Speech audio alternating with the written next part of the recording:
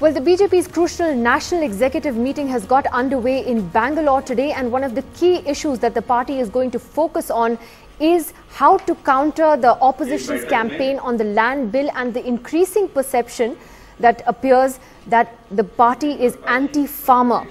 And therefore, the party, in fact, is going to now try and counter that negative perception. In fact, ministers in the government of India have been told to travel to various parts of the country and try to disseminate that message that the land bill will, in fact, benefit farmers. There is a new slogan that they're going to be talking about, ki hum aapse lene nahi aaye hain, dene aaye hain. So they really want to stress that they're not trying to take away anything from farmers. And a special booklet on the land bill highlighting the deficiencies of the law that was passed by the UPA is also going to be presented, while it's also going to highlight the positives of the land bill that the BJP has come up with. In fact, if you remember, the ordinance on that land bill was just re-promulgated a few days ago with certain amendments, but the opposition is clearly on the offensive on that issue. Sonia Gandhi was in Madhya Pradesh today meeting distressed farmers and highlighting it once again. The question then is whether it is too late for the BJP to counter this perception, or whether by trying to get this messaging across now at this point,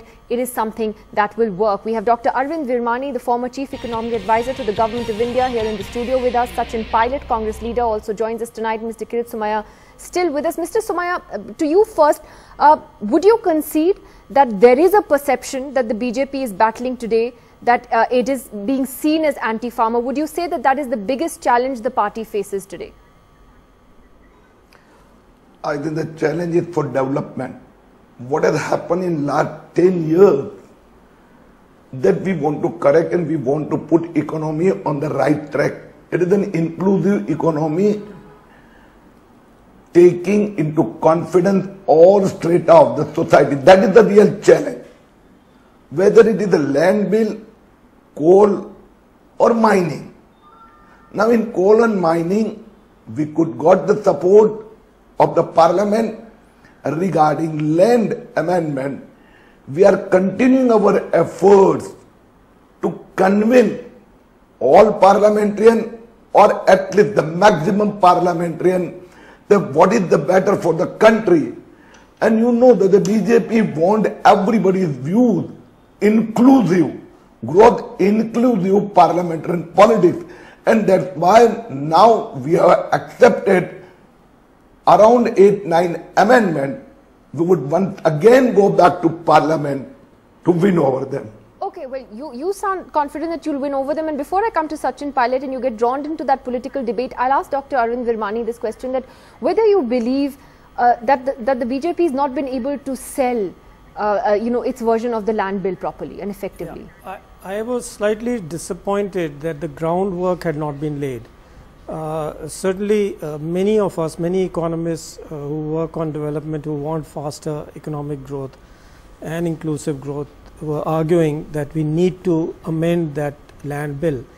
And I had thought that the ground would be prepared, given that everybody thought Mr. Modi, the PM, is very politically savvy.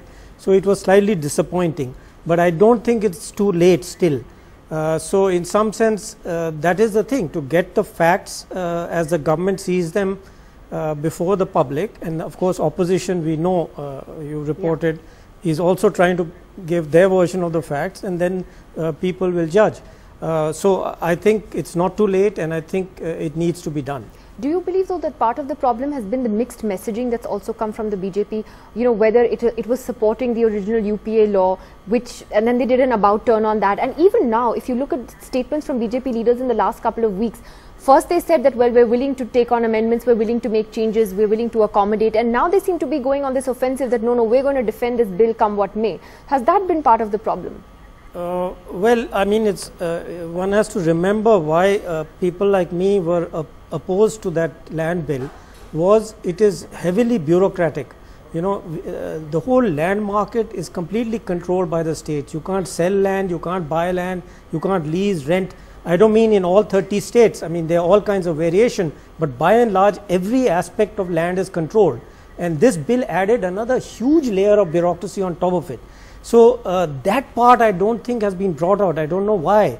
This morass of bureaucratic controls is really the fundamental problem of this bill, and that has actually not been. But you are right about what you are saying. The one reason could be that they didn't want to be held, that they did something wrong at that time, and now they are trying to change it. That's probably so. True. Sachin Pilot, this seems to be one issue that the Congress in particular and the opposition is united on which you seem to really want to go after the BJP. And do you believe that this is that one issue that could change the way the opposition is functioning at the moment? It seems to have brought you all back to life, the Congress in particular. No, I think, Nidhi, I want to first clarify that there is absolutely no confusion. When the BJP was in opposition, the chairperson of the standing committee where the bill was referred to was headed by Ms. Sumitra Mahajan. She is now the Speaker of the Lok Sabha. She took 2 years plus to debate this bill and gave to the government 26 recommendations as amendments to the bill. We accepted 24 of them, and unanimously the bill was passed and made into law. The question is why 8 months later, with no good reason, the BJP has done a complete about turn. Before elections, they want to be seen as pro-farmers, and now suddenly within 8 months, they've said that the law is not working properly, not adequate time, I think, has already passed for them to see whether the law is good or bad. Now to turn all the way around and say that we will pass an ordinance and take out the soul of the act. So it's not about the Congress party, it is a number of farmer organizations, non-government organizations, almost all political parties, including the NDA partners, and certainly the Congress party. We will stand by the people because this bill was made after 3 years of deliberation. The BJP till date has not given one good reason why they think that we should amend the really important aspects of the act. Sachin, Dr. Arvind Virmani doesn't believe it's too late for the BJP to counter this and to get its messaging across. And then would you say that it will be quite a challenge, because now it will be all their ministers trying to get their message across, and it's a challenge then for the opposition to do its part? Well, I think you're talking about the optics of it. I'm not talking about the optics and the messaging. And the Prime Minister, of course, as we all have said earlier, is a great communicator, because there's nothing to communicate. 8 months you've taken an about turn, and today you say that we will out. By the way, I just want to clarify. Anybody in this country can go buy land from the farmers. There is no restriction. The only change the act has brought in, that the government should not act as a property agent. Government must not buy land, acquire land for stated purposes and then give it to builders for various other profit-making endeavors. We have said any industry, Congress party is not against investments, against urbanizations, against factories and industry coming up. We want industrialization to happen. But the farmer must have the right to demand a market price. The government can't acquire land, you don't have the right to go to court, you'll be taken to prison, and it is worse than what the British had made 110 years ago. So the BJP is, I think, under some invisible pressure for people who had funded their campaign to win the Lok Sabha polls and now wants to benefit a few handful of people. Okay, before I come to Aarti on this, Mr. Sumaya, can you respond to what Sachin was saying, and would you at least concede that the BJP has handled this entire issue not so well up till now? Now, I think we can say that the Congress is trying to come back with opposing each and every issue. That I can agree with you. During the coal also, they did the same thing. On mines also, the same thing. So this is the Congress strategy.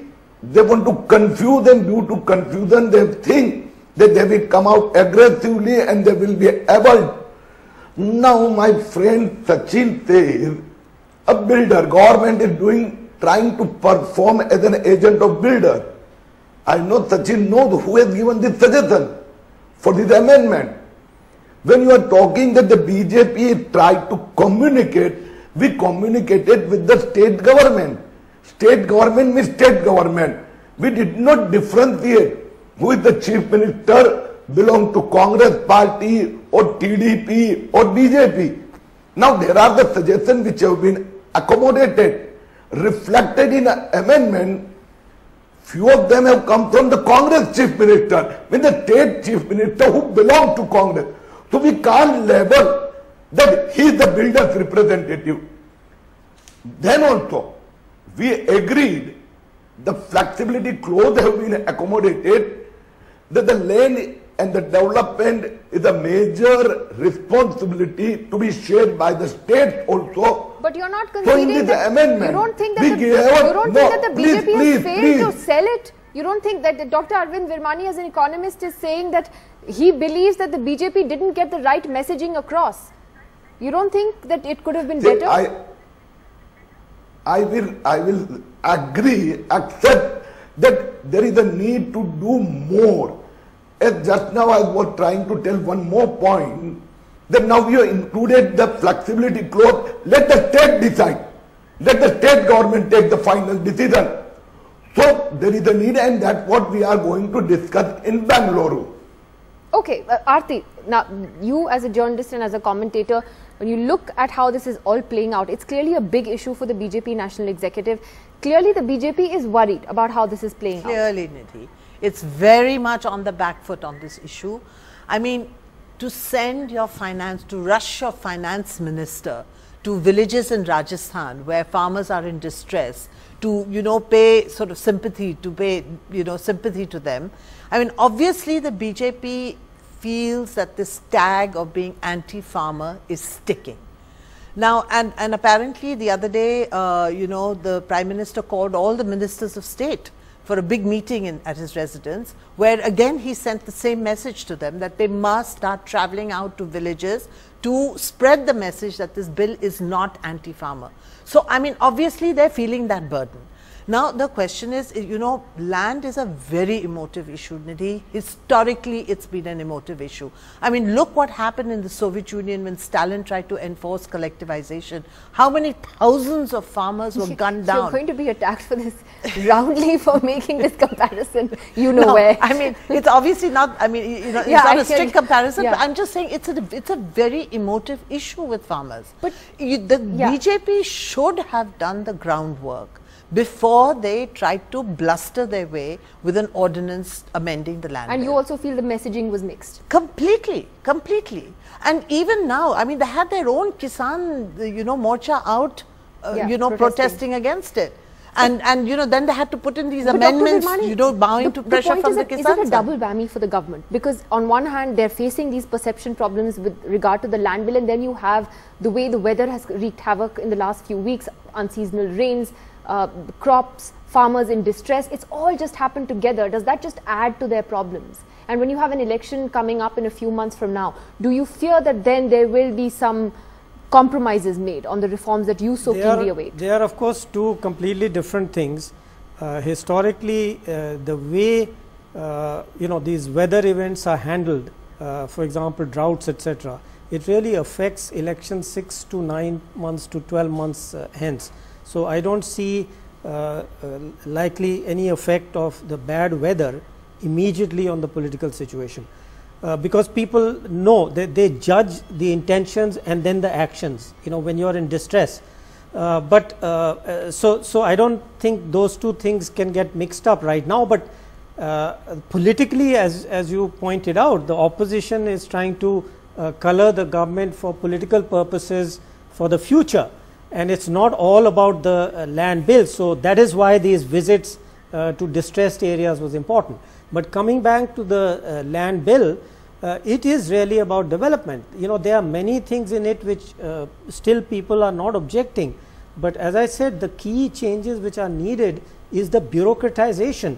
And I am afraid I don't agree with Mr. Pilot. The states are the ones who control land, not the center. Land is a state subject.